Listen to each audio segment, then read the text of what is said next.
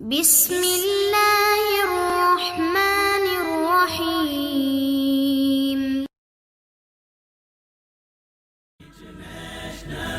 Islamic Research Center.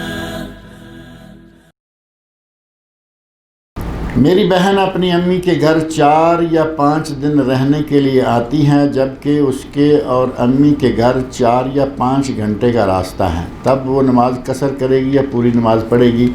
اگر 4-5 دن کے لیے آتی ہے تو اس کو اجازت ہے کہ وہ چاہے تو قصر کر لے اور چاہے تو پوری نماز پڑھ لے، کیونکہ بعض اہل علم نے 8 دن، بعض نے 10 دن، بعض نے 15 دن اور بعض نے 21 دن بھی کہا. اب یہ 4-5 تو بالکل نیچے آ گئے نا، اور جو سب سے کم مقدار ہے وہ 4 دن ہے. اب یہاں اگر 4 دن والوں کا حساب کریں تو تب بھی ان کا قصر پڑھنا بنتا ہے. یہ اگر قصر کر لیا کریں تو انشاءاللہ تو کوئی حرج نہیں ہے، لیکن اگر پوری پڑھ لیں، جیسا کہ 4 کے ساتھ 5 کا لفظ ہے، تو 4 سے زیادہ اگر کہیں رہنا ہو تو بکثرت علماء کا یہ نظریہ ہے احادیث کی روشنی میں کہ وہ پوری نماز پڑھے.